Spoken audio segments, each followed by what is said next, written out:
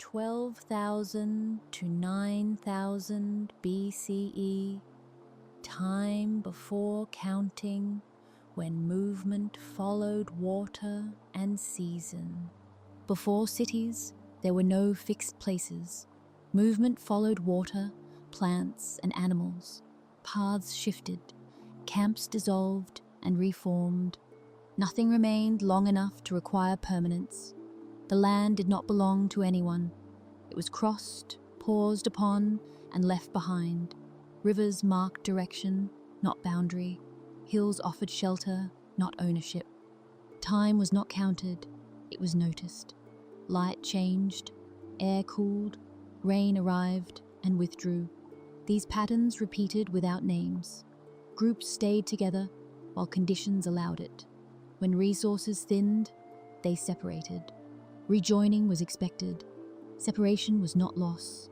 Tools were carried lightly: stone, bone, wood.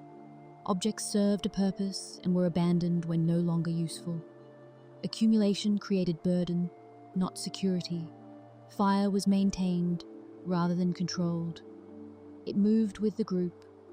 Warmth and cooking shaped evenings, but not structure. Speech described immediate experience. Instruction happened through demonstration. Memory resided in bodies rather than objects. There were no schedules.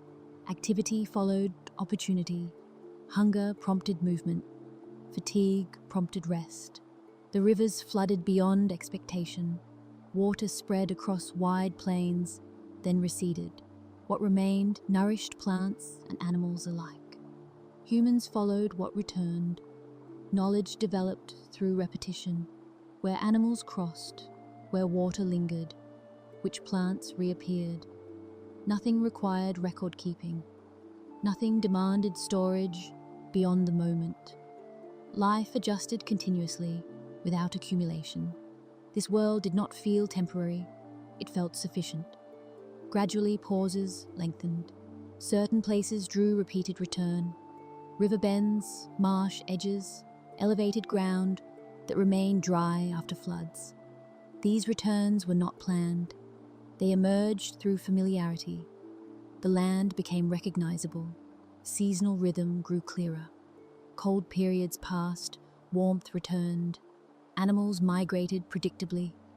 Plants reappeared where water had rested. Waiting became possible. Observation deepened. Groups lingered longer where resources overlapped. Fishing coincided with gathering. Hunting routes intersected with plant cycles. Shelter improved slightly. Windbreaks lasted a season. Hearths were reused. Ash accumulated. Objects began to remain in place. Tools were left behind with the expectation of return. This was not ownership. It was anticipation. Time stretched. Days became less urgent. Movement slowed. Children grew within familiar surroundings. Adults aged without relocating constantly. Recognition extended across years rather than weeks. Memory expanded quietly, not as history, but as expectation.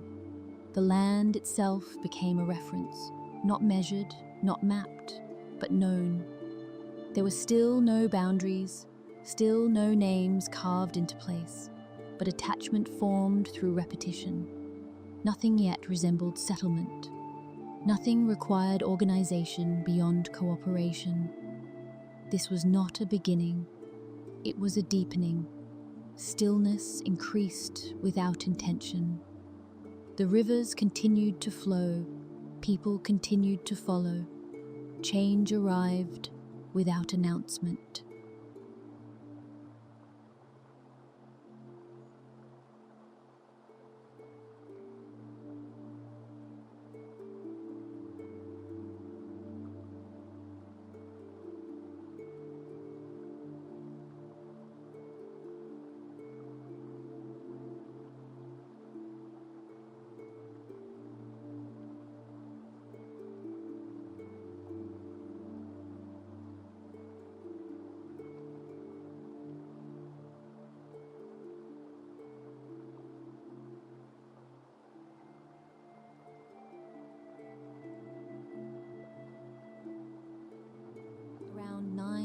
5,000 to 6,500 BCE, planting, waiting, and the first quiet trust in cycles.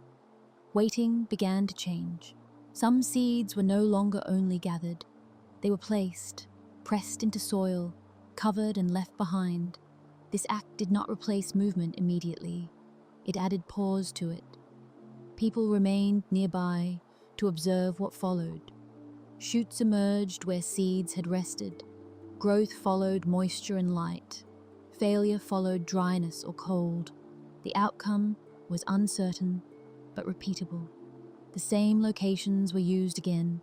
Soil was loosened by hand. Stones were cleared. Simple tools extended fingers rather than replaced them. Planting followed seasonal signals. Floodwaters withdrew. Ground softened. Temperature shifted. Time began to gather shape around these moments.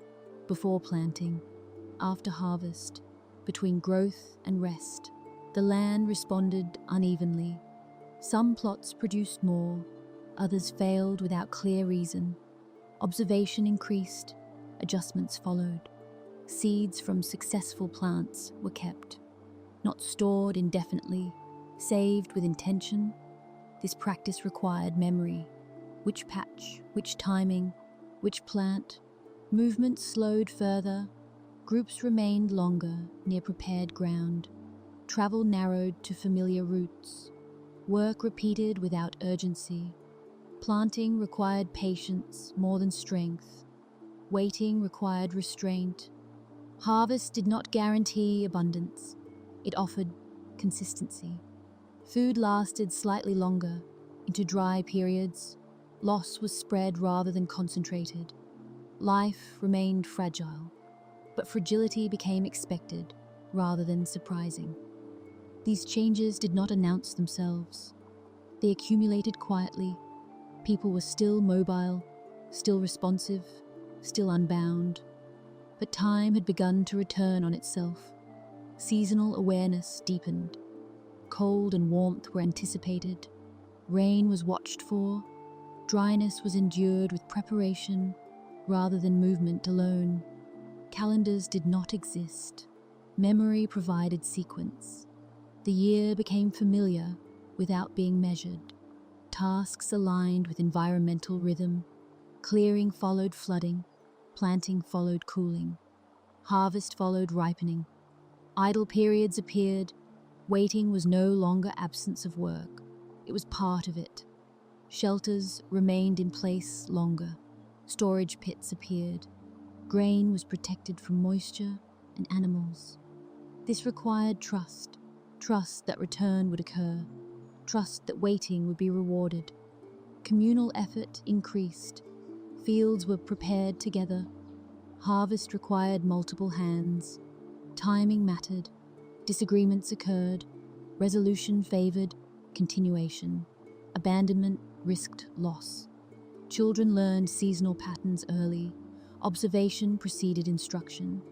Repetition formed understanding. Tools diversified slightly. Sickles appeared. Grinding stones remained nearby. Objects stayed where they were used. Movement became selective. The landscape changed subtly. Clearings expanded. Paths stabilized. Familiarity replaced exploration. This was not settlement yet. Absence was still possible.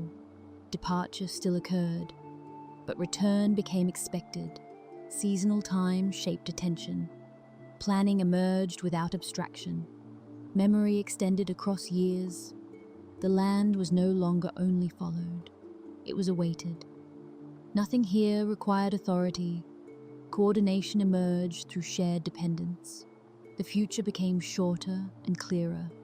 Not imagined far ahead, anticipated within cycles. Life remained close to uncertainty, but uncertainty now had rhythm. Time had entered the ground.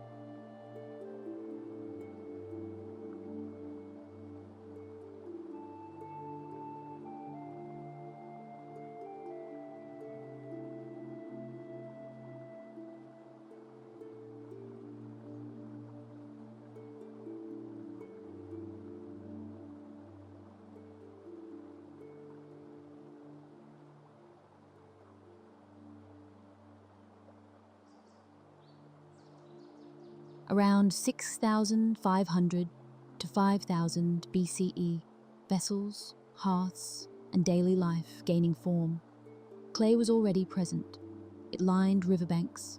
It gathered in low places after floods. At first, it was incidental. Mud dried on skin. It cracked in the sun.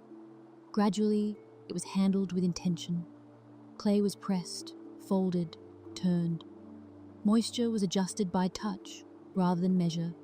Texture guided form. Simple shapes appeared, shallow bowls, thick-walled vessels, objects meant to remain. Drying took time. Pieces were protected from wind and rain. Breakage was common. Success was partial. Fire hardened what air could not. Heat transformed softness into durability. Timing mattered. Excess cracked surfaces. Insufficient heat left forms weak. These objects were not decorative. They were functional, holding water, storing grain, supporting cooking. Pottery reduced daily effort. Liquids traveled farther. Food lasted longer. Preparation became more predictable. Hands learned repetition. The same motions returned. The same failures were corrected slowly. Knowledge transferred by observation. No instruction was formal. Presence was sufficient. Pottery did not replace movement. It anchored it. Objects accumulated gradually, not in excess, in use. Clay made waiting easier. Storage extended seasons. Cooking softened diets. Daily routines thickened. Tasks layered rather than replaced one another. Life did not become easier. It became steadier. Nothing required planning beyond repetition. The ground provided both material and meaning. Change remained quiet. Pottery altered attention. Care was required. Vessels broke if mishandled. Storage demanded protection. Spaces adjusted around objects. Shelters accommodated storage. Hearths stabilized in place. Movement slowed further. Certain items were not easily carried. Return became preferable to departure. Meals gained rhythm. Preparation followed sequence. Water was collected and held. Ingredients combined and cooked. Food sharing changed. Portions became consistent. Timing aligned across households. Children learned through use. Hands touched clay early. Fragility taught care. Waste decreased. Containers preserved surplus. Loss became gradual rather than sudden. Trade remained minimal. Objects were made locally. Familiar forms repeated. The landscape showed subtle permanence. Ash layers thickened. Broken pottery accumulated. Discarded pieces marked occupation, not ownership, presence. Clay recorded routine without intention. Layers formed without design. This material held time differently. It remained where it broke. It did not return to soil quickly. Memory extended into space. No authority emerged from this. No hierarchy formed. Pottery supported daily life, not control. But dependence increased. Storage required return. Cooking required place. Attachment deepened without declaration. The household became clearer, not defined by walls, but by repeated activity. Daily life acquired edges. Nothing here created cities. Nothing demanded leadership. But continuity strengthened. Time pressed gently into form.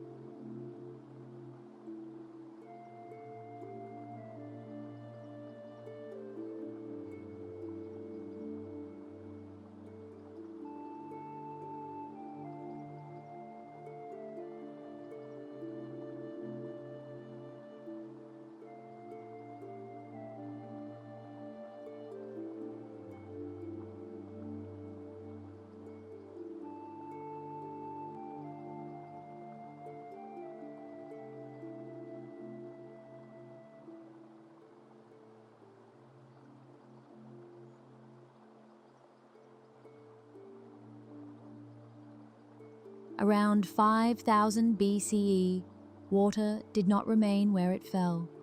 Seasonal floods spread across low ground. They withdrew slowly. Moisture lingered unevenly. Some soil stayed dark and soft. Other ground dried quickly. Early cultivation followed these differences. It did not correct them. Shallow channels appeared first, without plan. Water traced paths of least resistance. Small grooves formed along slopes. Over many seasons, hands cleared these grooves. Sediment was lifted out. Banks were shaped and packed. The channels did not redirect rivers. They extended them. Water entered fields at a measured pace. Flow was judged by sight and sound. If water moved too quickly, earth collapsed. If it moved too slowly, plants weakened. Balance was learned by repetition. By the later centuries of the 5th millennium, BCE, maintenance had become routine. Channels filled with silt each season, plants rooted along their edges, animals disturbed the walls. Clearing returned year after year. Each clearing resembled the one before it. Work was shared, tasks repeated across households. Timing mattered more than speed. Preparation came before floods arrived. No single person controlled water. Access depended on coordination. Shared effort sustained shared ground. Fields yielded more reliably. Loss became manageable. Irrigation lengthened productive time. Growth stabilized. Change accumulated quietly. Across generations, water became predictable without becoming owned. Between 5000 and 4000 BCE, movement adjusted. Fields clustered near channels. Shelters aligned with access points. Paths followed embankments. The land began to show pattern. Coordination required attention. Channels opened and closed in sequence. Clearing followed seasonal cycles. The same work, the same order. Disputes occurred. Resolution favored continuity. Abandonment risked shared loss. Regularity increased. Days filled with familiar tasks. Work became expected, not reactive. Water introduced pauses. Flow moved slowly through channels. Visible, audible. Movement marked time. Children learned by watching. Adults repeated technique without explanation. Knowledge persisted through continuity. Over many cycles, channels deepened slightly. Their courses stabilized. The land became readable. These systems required agreement, not authority. Maintenance depended on shared interest. By the later part of the 4th millennium BCE, larger channels linked multiple fields. Dependency widened. Memory no longer held every sequence. Simple markers appeared along channels. Nothing permanent, nothing written. The land itself carried record. Through water, repetition gained structure. Labor remained physical. Coordination remained quiet. No institutions yet, no offices. But conditions had formed. Shared labor reshaped expectation.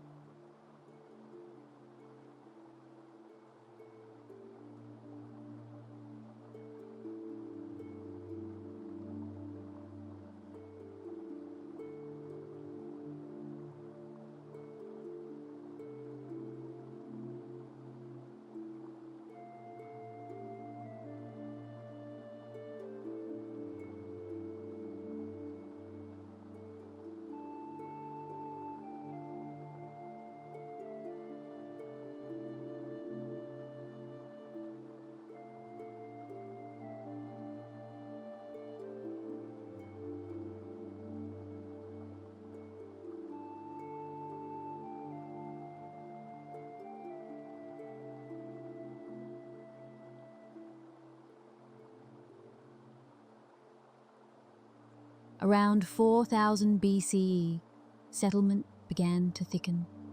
Houses gathered closer to water, paths narrowed, movement slowed. What had been clusters became neighborhoods. Fields lay farther from homes. Daily travel increased. Storage moved inward. Grain was no longer kept only at the edge of fields. It entered shared spaces, rooms set aside for holding. Population rose gradually, not suddenly. More people meant more coordination. Water schedules overlapped. Access required order. By 3800 BCE, some settlements held several thousand people. Uruk expanded along canal lines. So did Eridu. So did Ur. Walls did not appear yet. Boundaries remained open, but density changed sound. Footsteps overlapped. Voices carried shorter distances. Work specialized quietly. Some shaped clay, some wove reed, some measured grain. Exchange increased. Barter remained local.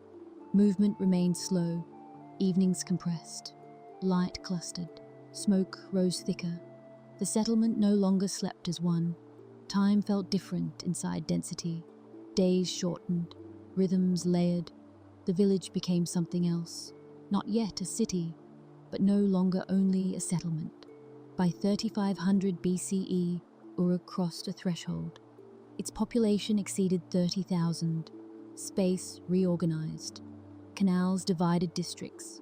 Paths followed water. Movement became directional. Public buildings appeared, larger than homes, raised slightly above ground. Platforms of packed earth and brick, visible from a distance. These structures were not palaces. They were not houses. They gathered people, stored goods, marked time. Temples rose gradually, expanded through rebuilding. The Iana precinct grew layer by layer, each phase covering the one before. Labor organized without command. Work followed expectation. Clay tablets appeared, simple marks, tallies, grain in, grain out.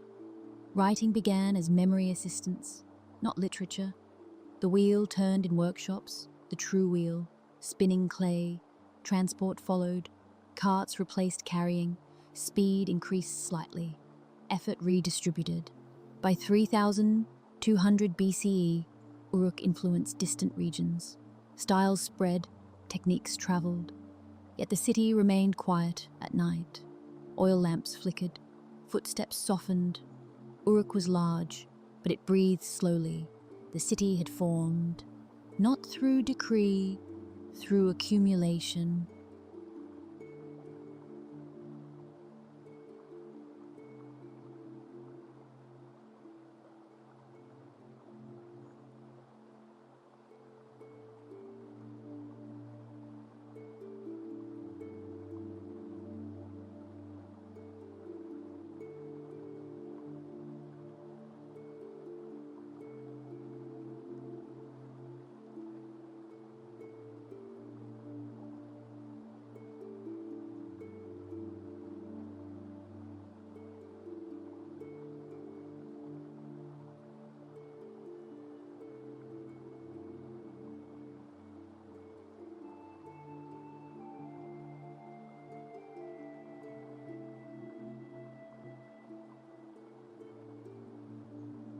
Around 3300 BCE, memory reached its limit. Grain moved in volume, labor crossed districts, obligations overlapped. Spoken recall was no longer enough. Clay answered this pressure. Small tablets were formed by hand, soft, flat, easy to hold. Marks were pressed with reed tips, simple impressions, lines, wedges. These marks did not represent speech. They represented things: barley, sheep, oil, days. A tablet might record rations, another listed deliveries, another tracked labor time. Nothing decorative, nothing expressive. Writing began as accounting. Tablets dried in the sun. Some cracked, some survived. Errors were corrected by smoothened clay. Records were rewritten. Scribes learned through repetition. Hands memorized motion. Eyes followed spacing. Writing slowed action. It forced sequence. It required pause. Through marks, events gained order. Clay became memory. By 3100 BCE, scribes formed a distinct role. They were trained. They practiced daily. Learning began with lists, animals, plants, tools. Order mattered more than meaning. Signs became standardized, angles fixed, spacing consistent. Cuneiform took shape. Writing spread beyond grain.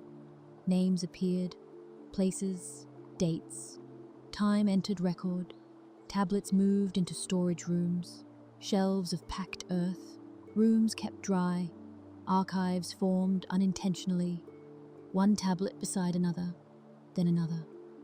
Administration grew quietly. No proclamations, no announcements. Power flowed through record, not voice. Those who wrote controlled sequence. Those who read controlled memory. Yet writing remained practical. No poetry yet, no epics, only work made visible.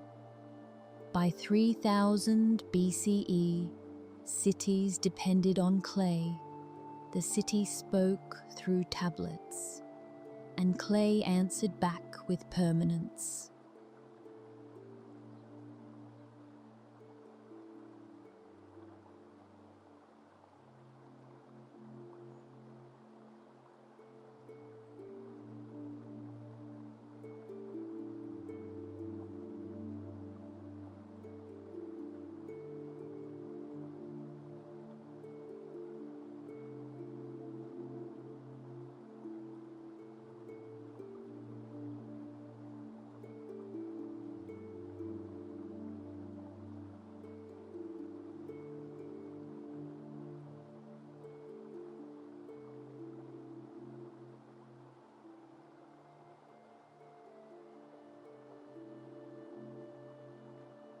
Around 3000 BCE, authority began to settle into place. Cities had grown dense, population pressed inward. Goods moved constantly, water flowed through long channels, coordination became continuous work. Certain individuals emerged through practice. They organized labor, they scheduled water release, they oversaw storage. Their authority developed slowly, season by season, year by year. These figures did not rule by distance. They remained visible. They walked canals. They inspected storehouses. They listened. Their role was functional: resolve disputes, maintain balance, prevent loss. Titles appeared in records: Ensi Lugal, words tied to place, words tied to responsibility. Power remained local, bound to city and field. Temples continued to anchor authority. Ritual and record intertwined. Offerings passed through temple courts. Grain redistributed. Labor assigned. Kingship layered onto community. It did not replace it. Decisions favored precedent. What had worked before was repeated. Stability mattered more than ambition. The city required reliability, not spectacle. Authority became a rhythm, predictable, maintained. By 2900 BCE, kingship became visible across southern Mesopotamia. Names entered tablets, projects were attributed, accounts recorded outcomes. Walls rose around cities, not only for defense, for definition. Uruk enclosed itself. Lagash followed. Kish marked its boundary. Walls shaped movement. Entry slowed. Exit narrowed. Inside, districts formed. The king stood as mediator, between people, between gods. He was not divine, he was accountable. Failure brought hunger, success brought regularity. Inscriptions remained brief, practical, unadorned. A canal was cleared, a temple roof repaired, grain weighed and issued. Administration outweighed ceremony. Violence existed, raids occurred, conflicts flared, but daily order mattered more. Guards walked at night, torches low, steps measured. The king slept within the walls, not above them, not apart. Authority rested on function. If canals held, if grain moved, if peace endured, then rule remained.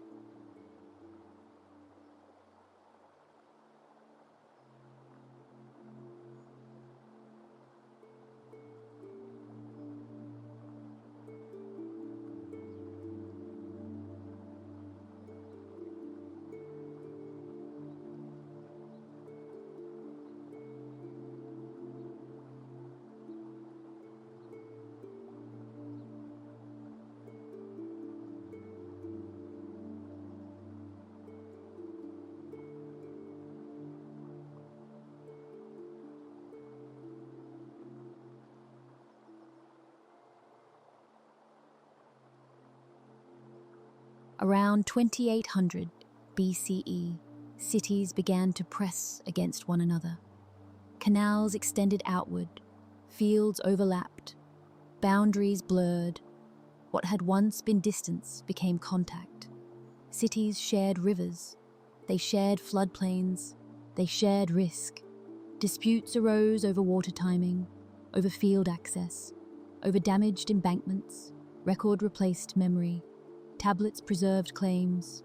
Older entries carried weight. Messengers travelled between cities, walking narrow paths, carrying clay. Negotiation preceded conflict, but agreement did not always hold. Raids occurred, short, targeted. Grain stores were seized, livestock driven away. Violence remained limited, seasonal, measured. Walls mattered now. Gates closed earlier. Watchposts multiplied. Weapons stayed simple. Spears, shields, slings. Conflict disrupted routine, but did not erase it. Between confrontations, fields were worked. Canals cleared. Life continued. Expansion was cautious, slow, calculated. No city sought total control, only security. Power tested its edges. By 2600 BCE, cities looked outward. Resources within the alluvium were limited. Stone was scarce, timber distant, metal rare. Trade routes extended. Caravans moved north and east. Donkeys carried copper, shell, obsidian. Ports along the Gulf opened. Boats followed the coast. Contacts widened. Expansion did not mean occupation. It meant connection. Influence traveled with objects. Seal designs, pottery forms, weights. Diplomacy emerged through exchange. Yet power traveled with arms as well. Some cities subdued neighbors. Tribute followed victory. Names of defeated towns entered records. Listed, counted. Victory was described briefly. No celebration. Only outcome. Conflict refined organization. Logistics improved. Supply lines mattered. Campaigns were short, timed between planting and harvest. Leaders learned limits. Overextension risked collapse. The plain resisted domination. Rivers constrained movement. Floods erased roads. Expansion taught restraint. Power grew, but remained tethered. The city extended its reach without losing its center.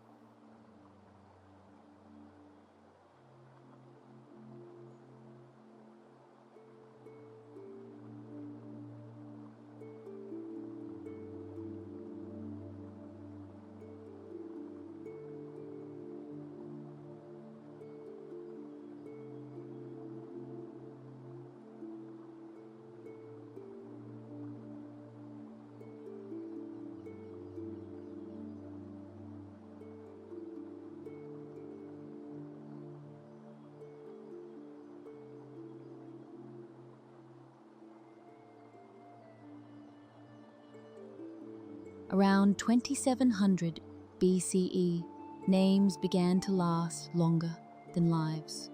Some rulers were remembered, others were not. What endured was not accuracy, but repetition. Stories traveled by voice, carried across courtyards, repeated at night. They described strength, loss, limits. Heroes were not distant figures. They were close to the land, close to the city. One name surfaced often, spoken more than written, adjusted with each telling: Gilgamesh. He was described as king, as builder, as challenger. His city had walls, strong ones, measured ones. The walls mattered more than the man. Stories placed him between worlds, between human effort and divine boundary. These accounts were not history. They were memory shaped by need. Listeners did not seek truth.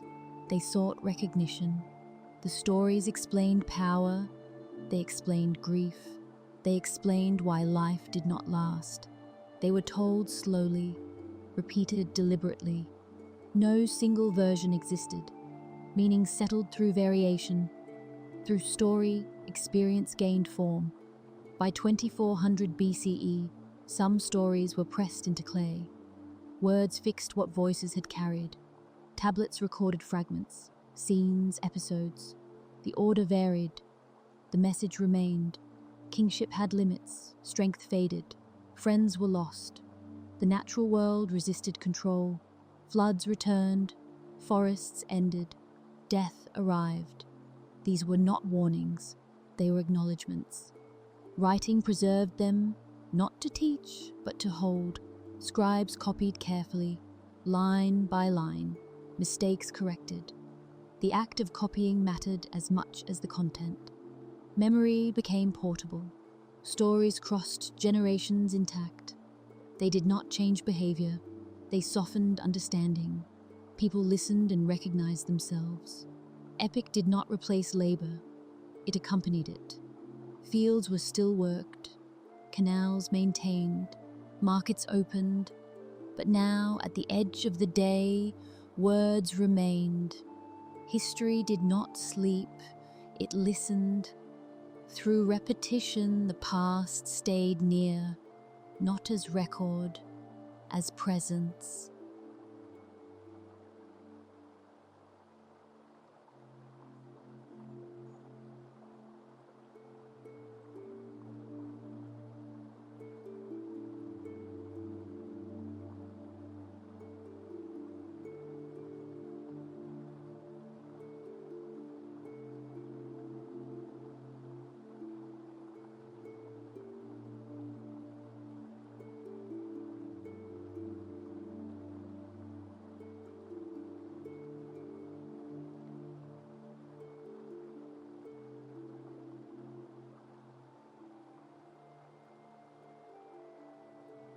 Around 1800 BCE, order began to stand in place.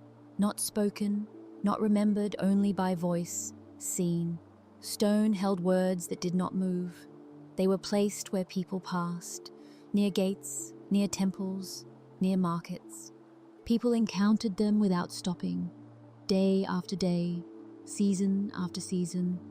These words described behavior, boundaries, consequences. They were not written for reflection. They were written for repetition. Law did not appear suddenly. Custom already existed. Judgment was familiar. Disputes had always been settled. Debts had always been weighed. Injury had always required response.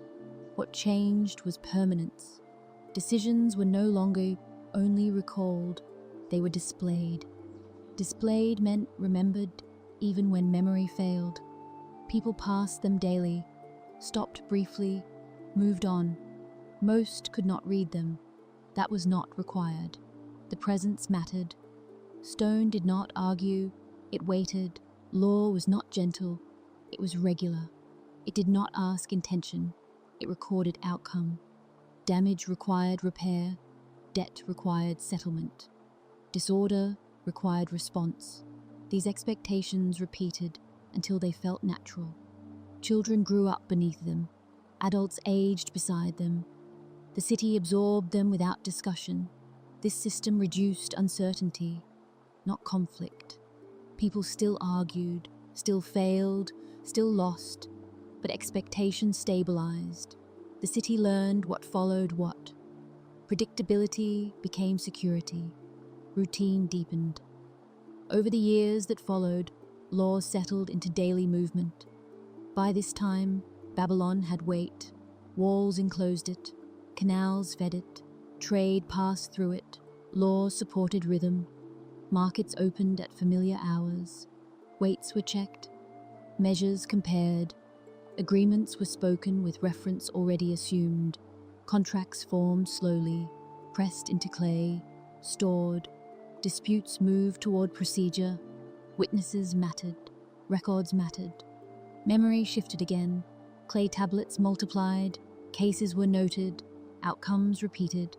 The same situations returned. The same resolutions followed. Justice became less personal, more consistent. Not fair, but stable. Stability reduced hesitation. People planned with caution, but they planned. Families extended across generations. Property endured. Inheritance followed pattern. Authority no longer relied on presence. It relied on reference. A judge did not invent response. He confirmed it. The law did not sleep. It waited. People adjusted behavior quietly, not through fear, but familiarity. Rules shaped attention. Order did not remove hardship. It distributed it. Loss became predictable. Recovery became possible. Life remained fragile, but its limits were named. The city exhaled. Routine held. Stone remained.